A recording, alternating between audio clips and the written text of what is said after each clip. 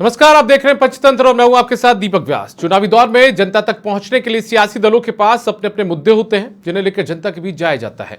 लेकिन इस बार कुछ मुद्दे लेकर जनता के बीच ही नहीं बल्कि निर्वाचन आयोग भी सियासी दल पहुंच रहे हैं। 3 दिन पहले यानी कि रविवार को कांग्रेस निर्वाचन विभाग पहुंची और आरोप लगाया कि आचार संहिता का दौर है और केंद्र सरकार का विकसित भारत संकल्प यात्रा निकालना प्रस्तावित है, जो कि आचार संहिता का उल्लंघन है। 2 दिन बाद मंगलवार को यानी कि कल बीजेपी सांसद किरोड़ीलाल मीणा भी सवाई माधोपुर पुलिस पर राजनीतिक दबाव में काम करने की शिकायत लेकर आयोग पहुंच गए। तो बुधवार को नेता प्रतिपक्ष राजेंद्र राठौड़ ने भी मुख्य निर्वाचन अधिकारी को ज्ञापन सौंपकर मुख्य सचिव के बढ़े हुए कार्यकाल को लेकर आपत्ति जता दी। दरअसल बड़ा सवाल यह है कि क्या चुनाव में अब सिर्फ शिकायत पर शिकायत का खेल ही चलेगा। और इसी मुद्दे पर हमारे साथ चर्चा करने के लिए 2 खास मेहमान भी जुड़ गए हैं। हमारे साथ जुड़ चुके हैं भरत मेघवाल जी, जो कि कांग्रेस के प्रवक्ता है, साथ में अटल खंडेलवाल जी, जो कि बीजेपी के प्रवक्ता है। आप दोनों का बहुत स्वागत है। सबसे पहले अटल खंडेलवाल जी, मैं आज आपसे ही चर्चा की शुरुआत करना चाहूंगा क्योंकि आज आपकी पार्टी के वरिष्ठ नेता है, नेता प्रतिपक्ष राजस्थान विधानसभा में राजेंद्र राठौड़, वो पहुंचे हैं राजस्थान में निर्वाचन विभाग के पास में सचिवालय के अंदर और शिकायत करिए कि मुख्य सचिव का जो एक्सटेंशन किया गया वो गलत है। मुझे बताइए सर, एक्सटेंशन तो चुनाव आचार संहिता लगने से पहले हो चुका था, उस समय बीजेपी कहाँ थी? देखिए, आप उस विज्ञप्ति को पढ़िएगा तो आपको समझ में आएगा। हमारा ये नहीं था कि भाई एक्सटेंशन को लेकर हमारी कोई शिकायत नहीं है, एक्सटेंशन का कोई नहीं। वो आदर्श आचार संहिता में जब वो चुनाव आयोग की स्क्रीनिंग कमेटी के अध्यक्ष, क्योंकि जो कि मुख्य चुनाव सीएससी होते हैं, जो कि ये मुख्य सचिव ही होते हैं प्रदेश के, तो उसको लेकर के आपत्ति थी कि आप जब क्योंकि चुनाव आदर्श आचार संहिता में होता है किसी भी स्टेट में, तो इलेक्शन या तो वो खुद ही इस पद पर नहीं आती, और अगर उन्होंने इस पद पर एक्सटेंशन लिया है तो नेचुरल है कि वो सरकार के उसके अंदर काम करेगी। इतना संवेदनशील मामला है, गंभीर मामला है, उसके लिए उनको खुद को पद छोड़ दे। उन्हें सब पता है कि भाई एक्सटेंशन में आप एज ए मुख्य सचिव काम नहीं कर सकते हैं, लेकिन उसके बावजूद भी वो उस पद पर काम कर रही है। और उसके बाद आप देखिए ना, कितने सारे उसके बाद में प्रशासनिक दृष्टिकोण से कितने चेंजेस किए। पूरा का पूरा महकमा, पूरा का पूरा पुलिस स्टाफ, पूरा प्रशासन इनके दबाव में काम कर रहा है। तो हमारा ये है कि ये जो दबाव है, अब दानिश अबरार के अंदर आप देखिए कितने लड़कों को पकड़ा और मारा पीटा गया और उनकी एफआईआर तक दर्ज नहीं कर रही, उनको पानी तक नहीं। किरोड़ीलाल जी यही तो कह रहे हैं कि पानी नहीं पिला रहे हैं और उसको बाथरूम नहीं जाने दे रहे हैं, उनको जगह जगह इधर उधर घुमा रहे हैं। किरोड़ीलाल जी के बीच में आने के बाद में और डीजी को शिकायत करने के बाद में जाकर के एफआईआर लिखी गई है। इस तरीके की भावना, दुर्भावना के साथ क्या चुनाव सही तरीके से हो पाएगा? इलेक्शन कमीशन से ये कहा गया है और मुख्य सचिव से भी ये कहा गया है कि भाई आज कोई भी व्यक्ति जिसका एक्सटेंशन हो रहा है वो और दूसरी पोस्ट पे अपना एक्सटेंशन ले ले, 6 महीने का, हमें कोई इशू नहीं था। लेकिन मुख्य सचिव के रूप में अगर वो एक्सटेंशन लेकर के और इस तरीके से आपराधिक भावना के साथ में और किसी एक दल के साथ में दुर्भावना के साथ काम करेंगी, तो इसलिए माननीय राजेंद्र सिंह जी राठौड़ साहब और किरोड़ीलाल जी उनको हटाने की मांग कर रहे हैं। तो आप क्या गलत है कि कांग्रेस के दबाव में सीएस काम कर रही है? बिल्कुल, आप देखिए ना, कांग्रेस के दबाव में है और काम भी वैसे ही है। आप देखिए कि पुलिस महकमे की तो लगभग 1000 से ऊपर सारे थानों की पोस्टिंग बदल दी गई है। 45 दिन में क्या संभव है चुनाव आयोग के लिए इतनी सारी पोस्टिंग को चेंज कर देना? और दूसरे दल के लिए भी कहां कैसे लोग लगाए गए हैं? ये क्या तर्क सही है? क्या इतना क्या बदलाव करना पड़ा? आप देखिए, पूरा अखबार भर गया, हर जगह पोस्टिंग इन्होंने अपने हिसाब से करी है। आप देखिए ना, इसी वजह से तो हमने ये कहा कि जो मुख्य सचिव हैं वो सरकार के दबाव में काम कर रही है, किसी एक दल के दबाव में। और निर्वाचन आयोग से भी हमें उनके एक्सटेंशन की कोई समस्या नहीं है, लेकिन जिस पद पे हैं वो गरिमापूर्ण पद नहीं है, उसके अलावा वो कोई भी काम करती, हमें कोई तकलीफ नहीं था। ठीक है भरत मेघवाल जी, सरकारें तो कोई भी होती है, चुनाव भी आते हैं उसके बाद में और सीएस भी रहते हैं, लेकिन इस बार बीजेपी ने ऐतराज जताया सीएस के एक्सटेंशन को लेकर। मुझे लगता है, देखिए दीपक जी, बीजेपी का हमेशा एक प्रोपेगेंडा रहा है कि जहां पर इनकी सरकारें नहीं होती वहां पर इस तरह का ये प्रायोजित तरीके से काम करने का प्रयास करते हैं जिससे ये जनता के बीच में झूठी चीज़ों को ले जा सके। मैं कहना चाहूँगा अटल जी को, अटल जी, बगल में मध्य प्रदेश भी आता है, वहाँ पर जो आपके CS है इकबाल सिंह बैंस, एक बार एक्सटेंशन नहीं हुआ उनका 2 बार एक्सटेंशन किया गया है। मई 2023 में उनका कार्यकाल पहले खत्म हो गया था, नवंबर 2022 फिर एक्सटेंशन हुआ मार्च 2023 तक, फिर उसका वापस से उनका 30 नवंबर तक का उनका एक्सटेंशन किया गया। और इसके अलावा उनके ऊपर तो 500 करोड़ का आजीविका जो योजना थी उसमें 500 करोड़ का घोटाला करने की शिकायत लोकायुक्त में दर्ज है, राज्यसभा सांसद ने की है। और आज शिवराज सिंह चौहान जी वहां पर उनको एक्सटेंशन पे दिए जा रहे हैं और कहते हैं कि कांग्रेस अगर वहां पर उनका विरोध कर रही है तो वो सिर्फ प्रोपेगेंडा फैला रही है। तो आप फिर यहाँ पर क्या कर रहे हैं? आप जो दुर्भावना दिखाते हैं ना किसी दूसरे स्टेट की और अपने स्टेट की, ये दुर्भावना बताती है कि आप किस तरह से कार्यप्रणाली है। रही बात दूसरी, आपने कहा कि ट्रांसफर पोस्टिंग इतनी ज्यादा हो गई। जब भी चुनाव होते हैं और चुनाव होने के जस्ट पूर्व हर एक पुलिस महकमे में ट्रांसफर पोस्टिंग की जाती है, क्योंकि वहां उनकी इंटीग्रिटी पे सवाल उठे ना, वहां की उनकी अकाउंटेबिलिटी पे सवाल उठे ना, और वहां पर जो चुनाव है वो चुनाव सही तरीके से हो पाए। क्योंकि एक थाने में अगर 3 साल से अधिक कोई व्यक्ति होता है तो वहां पर उसका आधिपत्य एक माना जाता है कि वो वहां पे लोगों को मैनेज कर सकता है। तो चुनाव सही तरीके से कराया जाए, इसलिए ट्रांसफर पोस्टिंग भी होती है। रही बात किरोड़ी लाल जी की, माननीय सांसद महोदय ने पिछले 4.5 साल के अंदर न जाने कितनी बार धरने प्रदर्शन किए हैं। उनका परिणाम भी हमने देखा है कि बेवजह जनता को परेशान करना, बेवजह अधिकारियों को परेशान करना उनका काम होता है। और जब चुनाव के आचार संहिता ही लग चुकी है और सारा के सारा काम जब चुनाव आयोग के हाथ में है, अभी जब IPS को, कलेक्टर को इन्होंने चुनाव आयोग ने हटाया था, मुख्य जो प्रवीण गुप्ता जी हैं चुनाव आयुक्त, तब आपने कोई आपत्ति दर्ज नहीं करी। आप करते ना शिकायत, करिए आप शिकायत जिस अधिकारी की, अगर आपको लगता है। अब क्या है दीपक जी, इनको ये ऐसा डर सता रहा है कि आप देखिए सचिवालय में इनकी आंखें दिन रात लगी रहती है राजेंद्र राठौड़ जी की और बीजेपी की। इन्हें ये डर लगता है कि कहीं ना कहीं कोई ऐसी योजना का काम तो नहीं हो रहा, या कहीं ना कहीं कोई ऐसा काम तो नहीं हो रहा जिससे बीजेपी वापस से हर्ष पर आ जाए और चुनाव जीतने लायक भी ना रहे। सचिवालय में ऐसी क्या हड़बड़ी रहती है आपकी कि दिन रात आपको सचिवालय में जाना पड़ता है? राजेंद्र राठौड़ जी को अपनी स्थिति बतानी पड़ती है कि हाँ मेरा भी वजूद कोई ना कोई है। कांग्रेस जहां अपनी योजनाओं को लेकर जनता में है, 2 दिन पहले तो भरत जी कांग्रेस भी जाके 2-3 दिन पहले, रविवार को, संडे के दिन आयोग पहुंच गई है। बिल्कुल आयोग पहुंची। हमारा पहुंचने का कारण अलग था। हमारा पहुंचने का कारण अभी केंद्र सरकार ने घोषणा कर दी कि केंद्र सरकार ने घोषणा कर दी थी क्या? ये प्रोएक्टिव हमारा कदम था कि जिस तरीके से आप ये देखिए चुनाव आचार संहिता लगने के बाद बीजेपी के द्वारा बार बार हर एक छोटी चीज पे, माननीय मुख्यमंत्री जी दिल्ली जाते हैं उसके ऊपर राजेंद्र राठौड़ जी को आपत्ति होती है, माननीय मुख्यमंत्री जी के OSD कहीं जाते हैं उस पर राजेंद्र राठौड़ जी को आपत्ति होती है। जब ये लोग आपत्ति कर सकते हैं तो हमारे पास अगर कोई इनपुट था कि इस तरह की कोई विकास यात्रा यहाँ पर ये लाने जा रहे हैं, वैसे तो इन्होंने इससे पूर्व भी कई तरह की विकास यात्राएं करी, जिसका परिणाम ये रहा कि जनता ने इनको नकार दिया। चाहे इनकी जन आक्रोश रैली हो, चाहे नहीं रहेगा राजस्थान हो, या अभी इनकी आकांक्षाओं वाली कोई रैली थी, तो नाम भी याद नहीं रहते कौन कौन सी ये रैलियां इतनी कर चुके हैं। लेकिन वो रैली एक ऐसी करने जा रहे थे जिसके लिए हमने पहले से जाकर चुनाव आयोग यात्रा निकाल रहे तो पूरे देश में निकलती विकसित भारत संकल्प यात्रा, उसमें राजस्थान में क्या ऐतराज आ गया था? देखिए राजस्थान में आपको पता है कि अभी जब से चुनाव आचार संहिता लगी है, भारतीय जनता पार्टी द्वारा जो धर्म की राजनीति खेलने का काम किया जाता है वो राजनीति खेलने का काम शुरू हो चुका है। तो डरे हुए तो आप भी है, मतलब है ना?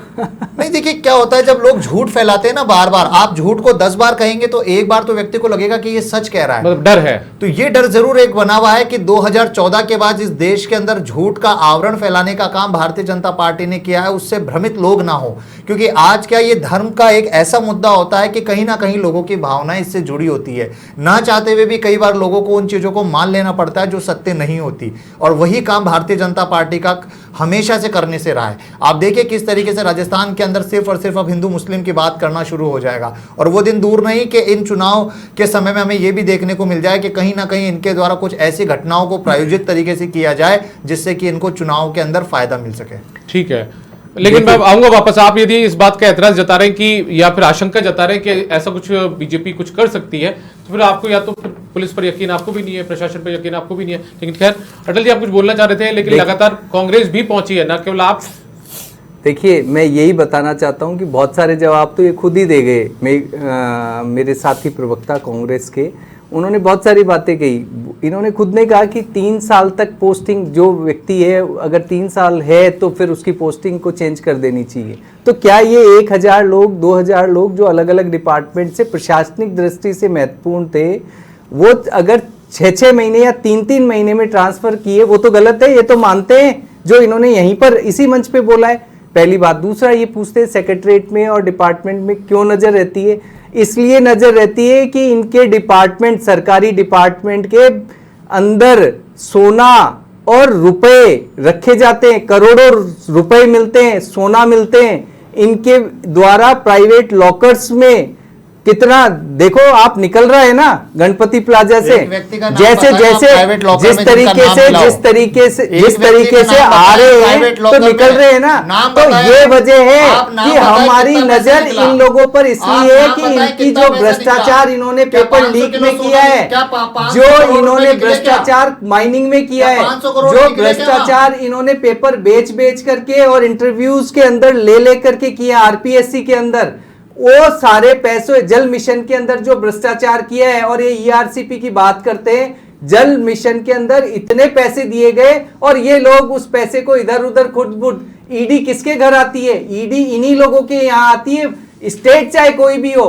कर्नाटका में इन्होंने बहुत सारी बातें लोगों को भ्रमित किया, आज तक एक को भी पकड़ा क्या? सरकार भी इनकी है, पुलिस भी इनकी है, एसीबी जो भी वहां पर है सब इनका इंटेलिजेंस, एक व्यक्ति को नहीं पकड़ा। और अगर ये पकड़ेंगे तो उसके तार कांग्रेस से ही जुड़ेंगे। आप किसी भी जगह 33 आपने देश के जितने भी स्टेट्स हैं उन सब में आप देख लीजिए इनकी हालत क्या है। ये केवल भ्रष्टाचार भ्रष्टाचार भ्रष्टाचार यही करते हैं। और दूसरा, जनता को मूर्ख बनाना, बरगलाना। तुष्टीकरण में कन्हैया लाल का गला काट दिया गया तो क्या हम बोले नहीं क्या? आपने जहां जहां पर लोगों को मारा तो उसको जिसकी हत्या कर देते हैं, एक कम से कम तुष्टीकरण में दसों, और यहाँ पर तुष्टीकरण होता है।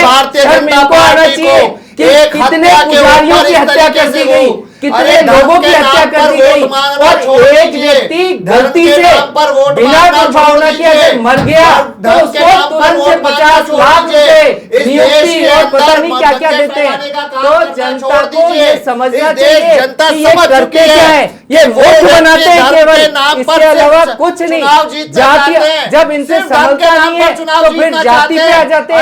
53 साल से ये लड़ते रहे, ये भारत को लड़ाते रहे। और मैं ये कहना चाहूंगा कि देश को ये केवल बातें करते हैं, कुछ नहीं किया। जीएसटी इम्प्लीमेंटेशन भारत से मिलकर बना है, बीजेपी सरकार ने हुआ, महिला आरक्षण बीजेपी राज में हुआ, हर चीज में। मैं क्या कहा कि भारत जी गलत बात मत करो, आप लोग गलत तरीके से इस देश को हमेशा गरीबी गरीबी गरीबी का नारा दिया।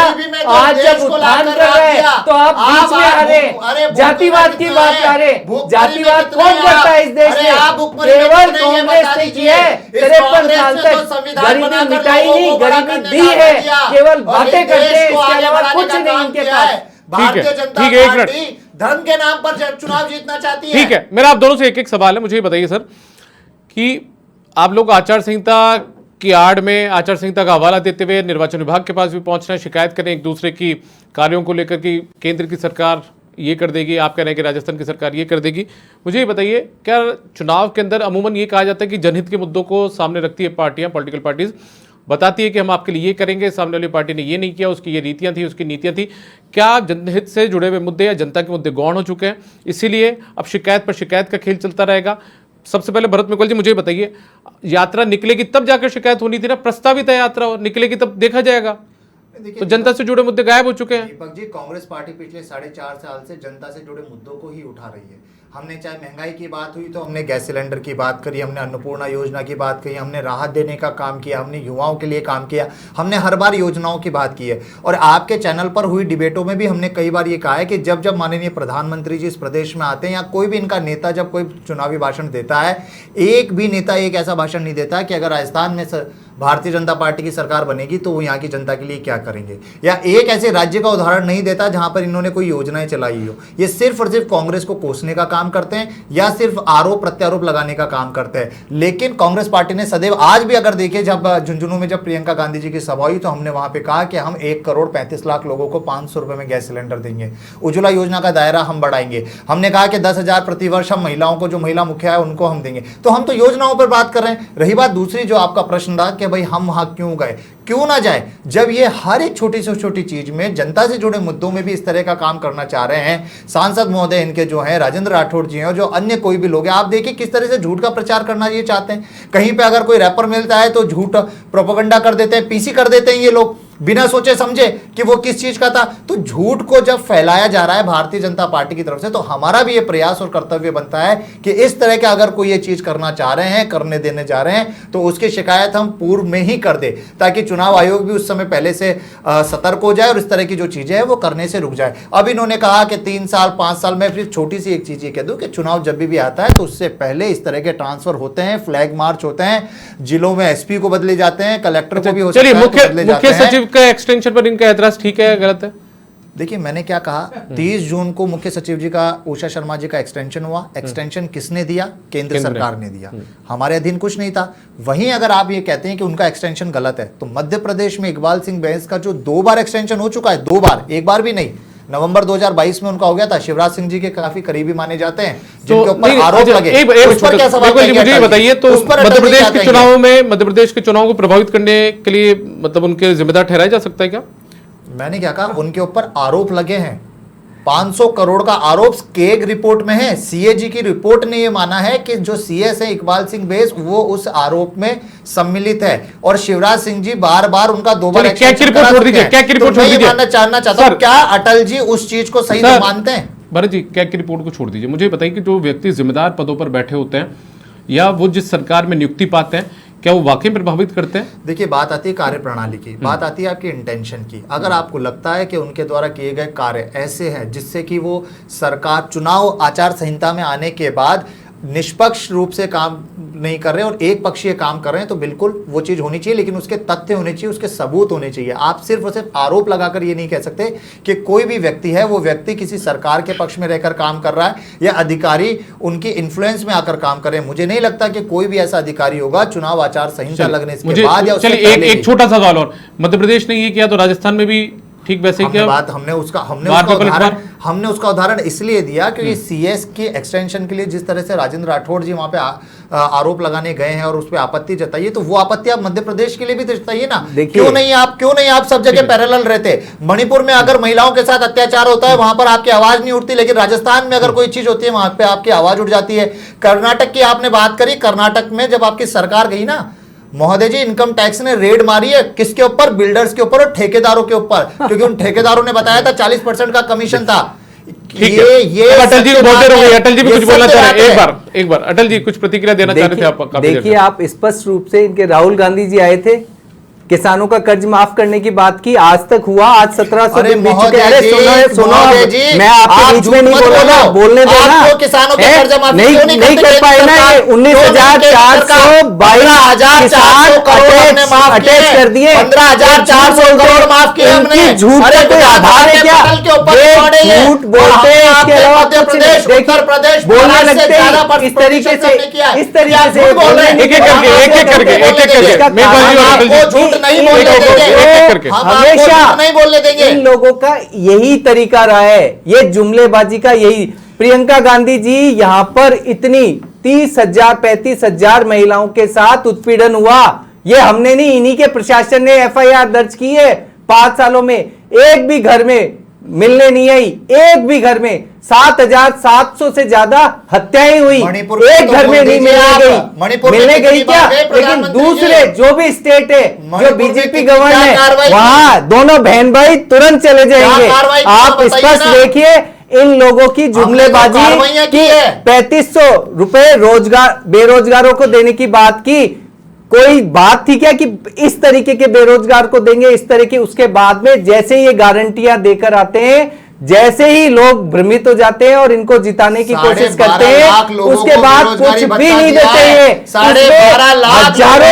हजारों वो डाल देते हैं कि ये रीजन है, ये चक्कर है, ये इसी तरह लोगों को बेवकूफ बनाते हैं हर बात में। कोई नहीं, अगर इनको देना था, महिलाओं को भी अगर देना है तो शुरू में जरूरत थी ना। आज ये महिलाओं की बात करते हैं, अरे गरीबी 53 करोड़ के रोजगार कहने वाले पता कहां गए? आप और मैं आदमी रोजगार है। अरे मध्य प्रदेश में मात्र 21 लोगों को रोजगार दिया है। रोजगार की डेफिनेशन को रोजगार दिया है, तो मेरा नाम बता दो। लोगों को रोजगार की डेफिनेशन बता दो। मध्य प्रदेश ने 21 यहाँ लोगों को जहाँ रोजगार दिया है, 60,000 लोगों को 21 रोजगार लोगों 5 को, साल में नहीं 1.5 दे लाख पाते। को है ऑन वो रिकॉर्ड, तो 1.5 लाख को 2 ऑन करोड़ रिकॉर्ड में है। 1.5 लाख, अरे इतना बड़ा 21 स्टेट। देखो आप, इनकी झूठबाजी तो यही। अरे कि 1.5 झूठ लाख अटल जी, और 2 शर्म करोड़ आनी की चाहिए बात आपको झूठ करते। बोलते हुए। क्यों? अरे हम मध्य भी प्रदेश गणना ने नहीं करते 21 लोगों कि को दिया है। रोजगार को इन्होंने मध्य गलत प्रदेश define ने किया है। 21 लोगों को दिया रोजगार है। ये मानते ही 3 नहीं, साल कोई में private 21 लोगों नौकरी को, कर रहा है। 3 साल में आज 21 लोगों को अगर रोजगार। आप नौकरी मध्य कर रहे प्रदेश हैं ने तो ये 3 मानेंगे साल में नहीं। 21 लोगों को Private रोजगार दिया है। झूठ मत बोला मध्य करो। प्रदेश ने 21 लोगों को दिया है, ऑन रिकॉर्ड विधानसभा के पटल पर है। आपके मैं यही मंत्री ने बोलने की रिप्लाई कोशिश दिया है कर रहा हूं और कि जिसका जवाब रोजगार मैं की बता सकता परिभाषा हूं। इसी को 21 लोगों को दिया है। यदि कोई व्यक्ति अरे श्रम 3 साल में करके और 21 कुछ लोगों earn को, कर रहा है, 3 किसी साल भी में 21 लोगों को दिया है situation में आपने तो रोजगार। है। हमने तो 1.5 लाख को दिया है, रोडे आपने 3 बनाना, साल में 21 लोगों को। इंफ्रास्ट्रक्चर आप जवाब देंगे, मध्य प्रदेश ने 3 साल तब में जाकर 21 के लोगों को रोजगार दिया। होता है। विकसित देखिए, भारत अरे 21 लोगों को सुनिए, दिया, आप तो ये सुनिए, बता दीजिए। सुनिए, सुनिए। 21 लोगों भरत को जी, दिया ये बता भरत जी और अटल जी। दीजिए। अरे डॉलर जी, कहाँ चला गया? भरत जी और अटल जी। अर्थव्यवस्था बढ़ने से रोजगार मिलता है, भरत जी और बातें अटल जी, करने से नहीं। मुझे गरीब अटल जी, मैंने सवाल सारे इनसे भी- देश को। अटल जी मुझे ये बताइए, जो मैंने इनसे सवाल पूछा था, क्या जनहित से जुड़े हुए मुद्दे क्या गौण हो चुके हैं क्या वाकई में?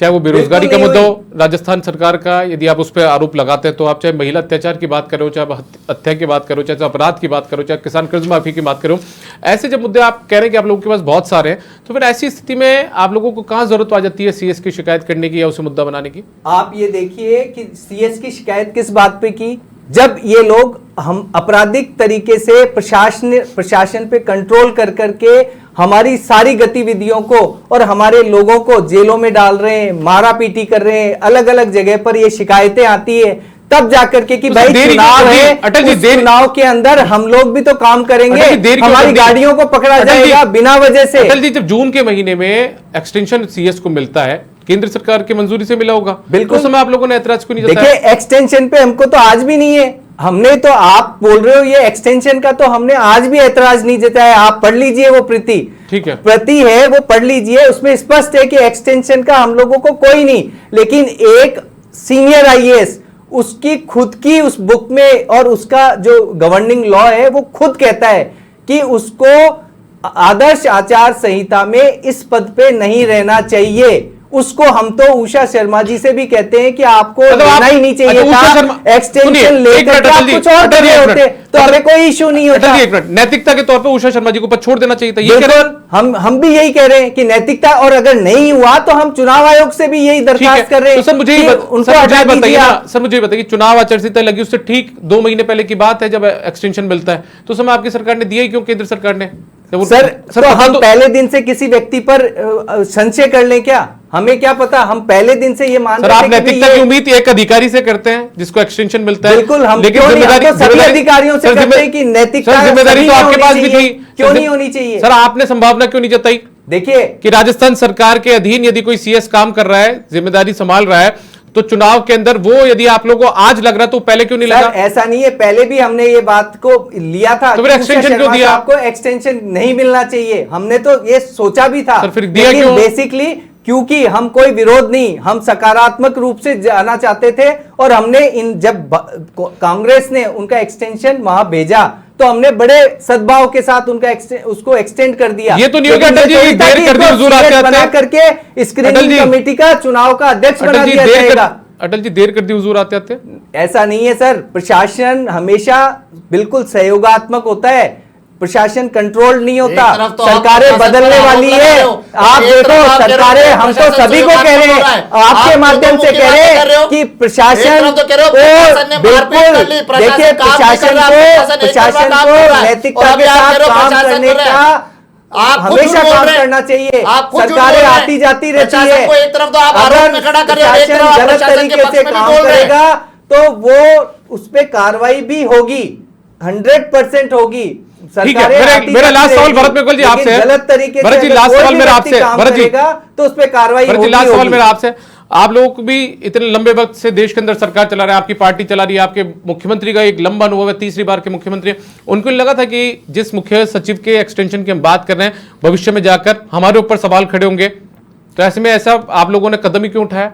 नहीं, देखिए जब उनका एक्सटेंशन किया जा रहा था तो कुछ इस तरह की फाइलिंग भी कोई pending थी। अधिकारी नहीं थे क्या और इनके पास? इस इतनी तरह सारी से फेरिस्त आप थी, केंद्र दिल्ली तक सरकार करते। मना कर देती लेकिन ना, ये लोग मना चलाते कर देती थे, केंद्र इनको सब सरकार। पता था अरे हमने कि ये एक्सटेंशन थोड़ी दिया था, प्रशासन आप का- केंद्र सरकार मना प्रशासन कर को देती अपने ना, कंट्रोल में क्यों कर नहीं लेंगे। किया केंद्र क्योंकि सरकार ने बहुत मना? टाइम तक इनका आप काम प्रशासन चला पे तो है। सिर्फ इसी आरोप वजह से लगाना जानते हैं, इनकी क्योंकि पहले आप से जनता के बीच मानसिकता में थी नहीं कि है, संवेदन आप इनका जनता के बीच में करेंगे। नहीं है। इसीलिए आप हम निर्वाचन चुनाव आयोग के हारने पास जा रहे गए हैं। कि हारो राजस्थान में कोई कांग्रेस की राजस्थान सरकार में बनने जा रही है। भाजपा राजस्थान में कांग्रेस की सरकार बनने जा 200 रही है। सीटें और जीतेगी। आज आप तो की देखते रिवाज जाओ बदलने क्या जा रहे होता हैं है, हम। क्या और रिवाज फिर से देख लोगे कांग्रेस आने वाली आप है। चलिए, बहुत देखो। शुक्रिया भरत मेहता जी और अटल खंडेलवाल जी, आप दोनों हमारे साथ जुड़े और इस चर्चा में आप लोगों ने हिस्सा लिया।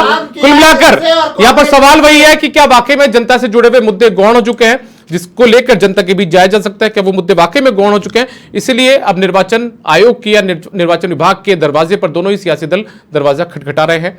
फिलहाल पंचतंत्र में आज के लिए इतना ही, इजाजत दीजिए, नमस्कार।